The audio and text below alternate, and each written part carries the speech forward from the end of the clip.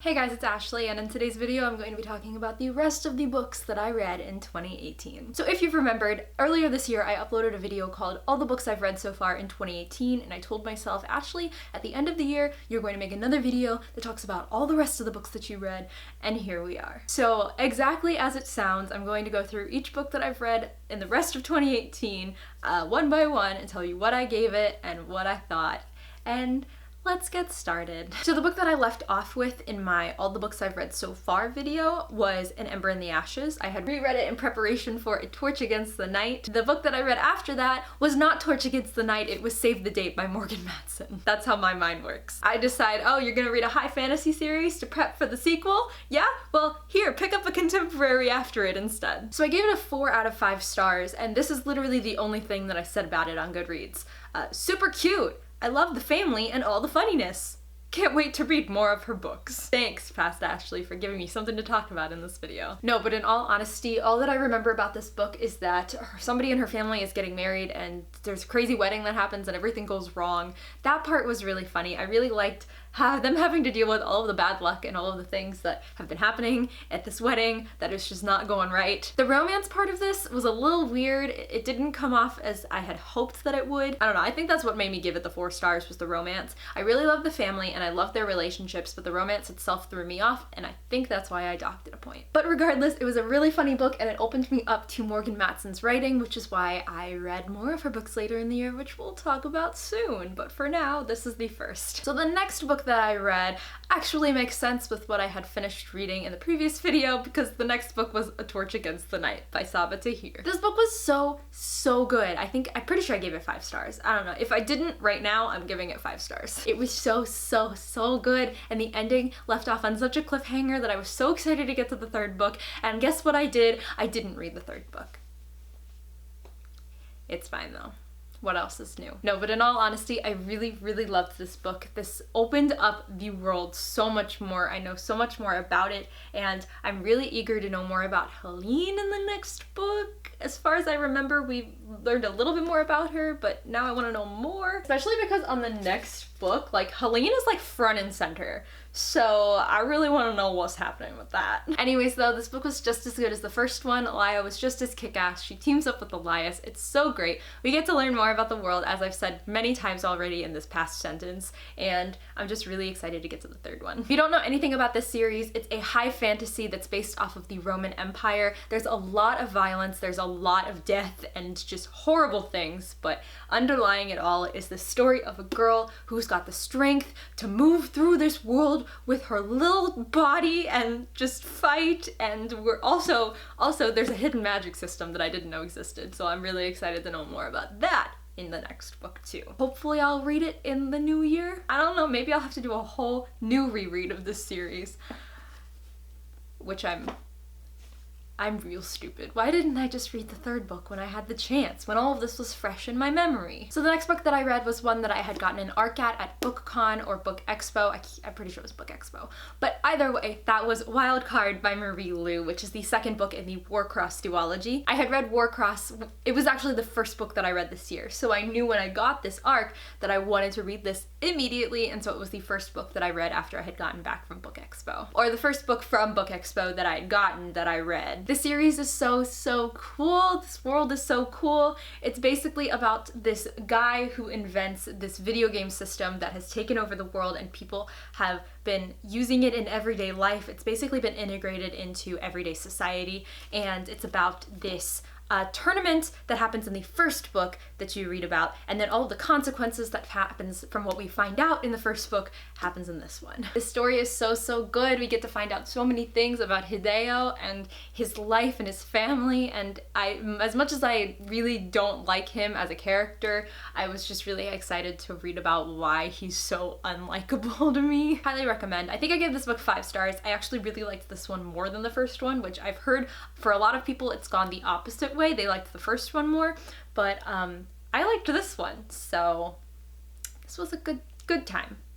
So after I read that book, I kind of went into a good month or 2 long book slump, and I'm pretty sure that was because school had just started and I was picking up on my classwork and I wasn't having time to read for myself, and so I went to Canada in August and I decided to bring along To All the Boys I've Left Before by Jenny Han, because I think it was a combo of the Netflix film was coming out soon and Simon had just sent me this book and I was like, you know what, I think it's time to pick this up because I'd been wanting to for a while and I had it now. So I went ahead and brought it with me. The beginning was kind of slow going, but I really, really loved this book toward the end. It was so cute and so adorable, and the movie was one of the best book to movie adaptations that I've seen ever. I'm pretty sure we can all agree on that, or at least most of us can. I'm sure that there's some people who don't agree, but whatever.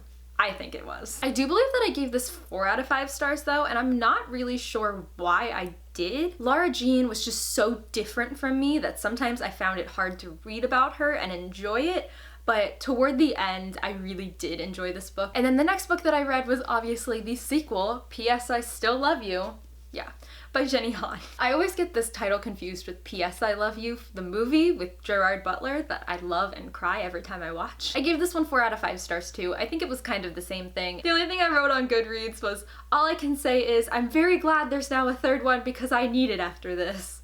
And past me, I definitely agree. So of course, after I had written on Goodreads that I was so glad there was a third book so that I could finally get to it, because after that book I really needed a third one, I move on to Leah on the Offbeat. You can see that there's a trend here, right? Oh boy, okay. If you don't know anything about this story, it's basically a spin-off of a character named Leah from Simon vs. the Homo Sapiens Agenda. When I first read this book, I absolutely loved it. I related with Leah on a level that I really didn't think that I would, because I didn't think that we had a whole lot in common. She always just seemed like the slightly broody musician, and I did not think that I would have had anything in common with her, but lo and behold, there was a lot of her personality that I hadn't seen in the previous books, because she was always just like a minor side character. She was never like the main focus of any of the books, and so I really liked that, and I think that that drove me to give this a 5 stars in the beginning. But after I thought more and more about it, and I've mentioned this in another video in the past before, and some of you agreed with me, but there were parts of this book that I just felt were really forced. Like the relationship especially, there was no hint of it whatsoever in the first book that we got, and I know that they were just side characters to Simon's story, but there was no hint whatsoever. And when I read this book, and I hadn't really been expecting that to happen as much as I had heard rumors that it was going to happen, and then I went into this book and it did happen, and at first I was like, oh my god, of course, because the rumors said it was gonna happen, so it just makes sense. But the more I thought about it, I'm like, the rumors aren't canon, the rumors weren't written by Becky Albertelli. I'm like, why should that make any sense to what happened in here? And then I'm thinking, and I'm like, why? When did any of this happen? There was so much backstory that was explained in this book that we didn't see in Simon, but that's the point. It's because all the backstory that was said in this, like everything that happened in Simon, none of it made sense together. I know that some of you feel the same way, so I'm glad that I'm not alone in this, but I also know that a lot of people really loved this book. So I'm not in any way whatsoever trying to knock it down from the love that you feel for it, and I'm not in any way trying to talk badly about it, but after reading it and after thinking on it for some time, I just have a different perspective of it. So I don't love it as much as I thought that I had originally did when I first read it, which is why it's now more like a 4-star book for me rather than the 5 that I might have rated it in the beginning. That's the spiel I wanted to make, and thank you for listening to my TED Talk about it. So you're thinking now, well, yeah, Ashley, you took a little detour from the To All the Boys I've Loved Before trilogy, so now you're gonna pick up the 3rd one, right? Wrong. Because I picked up Since You've Been Gone next. This book was so cute. I loved it to death, and like I said when I read Save the Date, I just wanted to read more of Morgan Matson, so I'm really excited that I got the chance to. I have 3 of her books on my shelf, so I had 2 more to read after Save the Date, which I was so happy about because I really loved this story in particular. This wasn't my favorite out of the 3 that I've read this year of hers, but still, I really adored it so much. It's basically about this girl who has a best friend, and her best friend's always kind of taken the lead in life, and Emily has always had, you know, the sidestep. She's always let Sloane talk for her and talk, you know, and make the decisions, and suddenly this summer Sloane just up and disappears, and she doesn't know where Sloane is gone, and she's having trouble finding her voice when she hasn't really had a voice in so long. Sloane leaves her a letter with a bunch of bucket list things that she has to do, and Emily believes that if she does all of these things on the list that she'll be able to find Sloane. And so she goes on this mission to do all of these things on this bucket list in the summer. I really enjoyed this book. The one aspect of it that I did not much like was Sloane, but I've talked about that in my Since You've Been Gone review that I have up. I think it's like a less than 5-minute review, so if you're interested in hearing more about this and my thoughts, you can go ahead and watch it. I just really overall loved a lot of the story. And finally, I read Always and Forever Lara Jean. I forgot the name of this already. So I took a little 2-book detour and then I came back to the series to finish it, and this book was so cute. I really loved it. It was a really, really, really great ending to the trilogy, and if you haven't picked up this trilogy yet, I highly recommend. It's just so cute, and it fills you up with all of the good feelings, and if you're in like a down place at the time and you just want something to little pick me up, highly recommend reading this series. And I'm basically clearing out my entire contemporary shelf with all of these contemporaries that I'm talking about, but the next book that I read after that was The Unexpected Everything by Morgan Matson. So this book rounded out my Morgan Matson collection this summer, and this one was honestly my favorite out of the 3 that I read. We follow this girl named Andy who is hoping to go to this internship at, I think, St. John's or John Hopkins or some medical school over the summer, and her dad gets into a political scandal and her internship is revoked from her. And they're like, yeah, we can't have you here anymore because you got a bad name and blah blah blah. So she ends up getting this summer job as a dog walker and meets this guy named Clark. She also has 4 best friends, or 3 best friends, but they have this group chat together, and so a lot of this book is basically text messages between them, which I really love. The one thing that I really loved above all else in this book was Clark. I love Clark so much. Also though, I think I filmed a review for this and I never uploaded it, so I don't know if any of you have ever heard me say this before, but I also really loved the relationship between Andy and her dad, because it starts off super rocky and super, aggravating, and they just really don't like each other. Well, her dad doesn't really, it's not that he doesn't like his daughter, but it's just that he doesn't really know her as well as he used to ever since he became the governor or the senator or whatever he is. After he's been kind of kicked out because of the investigation that he's under and he's got all this free time, he doesn't really know how to interact with her because he hasn't really known her and who she is and who she's grown up to be. You know what I mean? So they have this really rocky relationship in the beginning, but it kind of grows really close together and they become really good friends by the end. And I really, really love that about this book. So after my little contemporary kick that I had over the summer, I moved on to The Storm Runner by J.C. Cervantes, and I gave this 5 stars because it is such an enjoyable, fun read. If you haven't seen my book review or book talk of this yet, it's, I think, spoiler free, so you can go and watch it. Again, it's under 5 minutes, but I will say that we follow this guy named Zane. He's this little kid. It's a middle grade book, and he is a descendant from Maya mythology. It's a book in the Rick Riordan Presents imprint of Disney Hyperion, so what did you expect? So we've got Maya mythology happening. You learn so much about this world and this mythology and this belief system that you didn't know existed, and Zane is just such a likable character. He reminds me so much of Percy, which I really, really love. You're just kind of immersed in this culture, which I am so, so happy about, and I'm so glad that I read because this book was so fun and I loved it to pieces. So the next story that I read was What If It's Us by Becky Albertelli and Adam Silvera. I can't remember if I gave it 4 or 5 stars, but when I was reading it, it was just so, so cute. You've got these 2 boys who are so totally different from one another. Oh my gosh, like there are some things in this book made me really angry just because they're teenage boys and the decisions that they're going to make are gonna make you angry. It's like common sense, like why did you do that? Why didn't you tell him the truth? Blah, blah, blah. Other than that though, their story was so cute and really good, and I actually really liked the ending. And I know that a lot of people, or actually I don't really know, but I can suspect that some people actually didn't like the ending because it doesn't really end as you think it's going to, but I actually really, really liked it. It's a lot more in tune with what reality is, and so many of these books end with such a happily ever after kind of thing. And this one didn't end so much on that note, but kind of similar to it. And I really liked the little detour that it made. So if you're interested in knowing more, highly recommend picking this up because it's just a fun time. It's a real fun time. So the next 2 books that I read are The Last Magician and The Devil's Thief by Lisa Maxwell, which you already know I'm gonna just rave about. So do I really need to say anything more? No, if you haven't heard any of my thoughts on these books, you just haven't watched any of my videos recently, because I feel like in every single video I bring these books up and I talk about how much I loved them so much.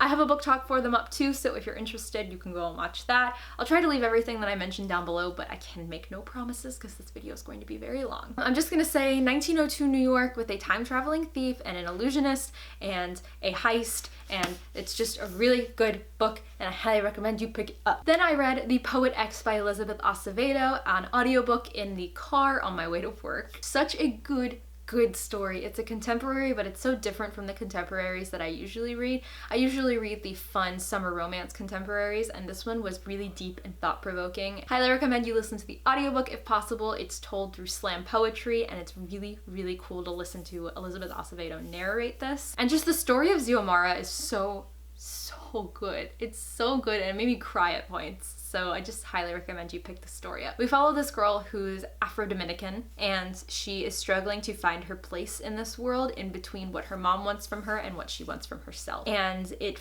you know, talks about religion and not really knowing what you believe in in addition, you know, wanting something for yourself that your family doesn't, and wanting to explore things that your family doesn't want you to, and just different things like that. Just struggling with what you've grown up with and what you want in the future. So after I read The Poet X, I decided to jump back into another middle grade story, and I picked up Nevermore, The Trials of Morrigan Crow by Jessica Townsend. I picked this up mainly because I had heard Monica and Emma from Miss Emma Reads a Lot, and she might be Monica if you don't know who Monica is.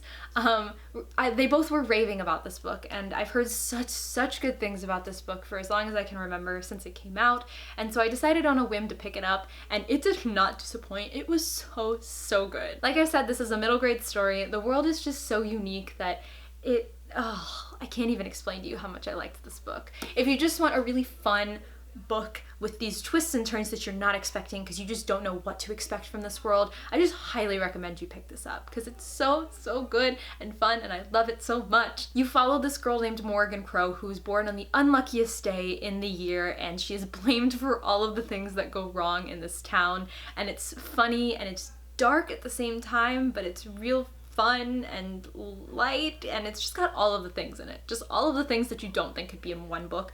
It's in one book, and it's right here. So then I went on a little bit of an escapade into the remainder of the Throne of Glass series by Sarah J. Maas. I decided that I wanted to finish reading this when Kingdom of Ash came out recently this year. It had been a year since I had read Queen of Shadows, so I went online and I looked at my old book talks for the past books, and I looked at other people's book talks so that I could get kind of like a summary of what happened, because hell if I remembered what happened. So I decided to pick up Empire of Storms, and this book did not disappoint.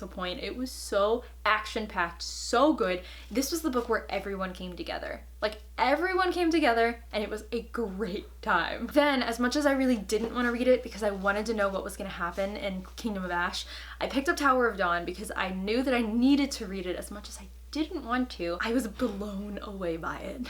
Blown away. This story follows Kale and Nesrin as they travel to the southern continent. Like, the character development and Kale and Nesrin and Irene and Sartak and just all of the people. I love this world, the differences between the southern continent and the northern one. I just really loved all of it. I love this book so much, and if you don't want to read this book because you don't think it has anything to do with the series because it follows Kale and you really don't like Kale, I just suggest that you pick it up anyway because you're gonna like Kale afterward. I will make you like Kale. And then finally I picked up Kingdom of Ash, the last book in the Throne of Glass series. I will say I did make a reading vlog about this, so if you want to see that, make sure to pressure me in the comments down below because I have yet to edit it and it's been on my computer for months now. Super emotional read. I cried, I laughed, I was super confused by that one moment at the end when Selena's like falling, and if you've read the book you know exactly what I mean.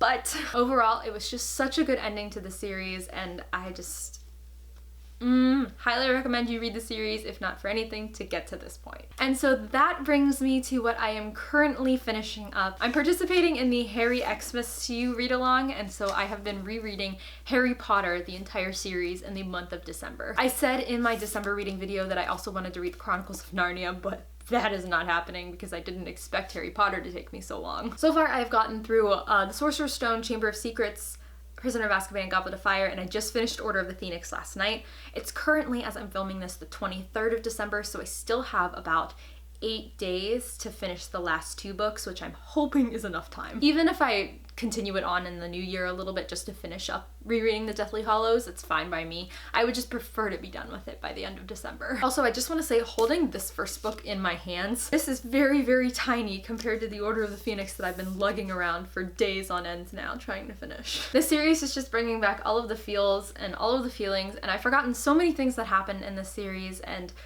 I just really, really, really love these books. As I've mentioned before, I didn't grow up with these books. I actually grew up with the Percy Jackson series, so I have more love for those and nostalgia for those than I do for Harry Potter, but I still love Harry Potter and I'm still willing to buy all the merchandise and stuff, so I mean, it's great to reread these anyway. I will say though, that rereading them made me realize that I really didn't like Goblet of Fire as much as I thought that I did. Goblet of Fire just really annoys me because half the time Harry is just getting help from people and he's not really doing anything himself, and it really aggravated me rereading that. And also Order of the Phoenix, I forgot how much Harry annoys me with his angst and his like anger, and yeah, so those got docked to 4 stars, but the rest of them I still really love. And so I think those are all of the books that I have read in the rest of 2018. Let me know what your favorite read has been in the latter half of 2018, something that you've read recently. I don't know if I can pick just one. It's probably gonna be a tie between The Last Magician, Nevermore, and Kingdom of Ash, or Tower of Dawn. Some book in the Throne of Glass series that I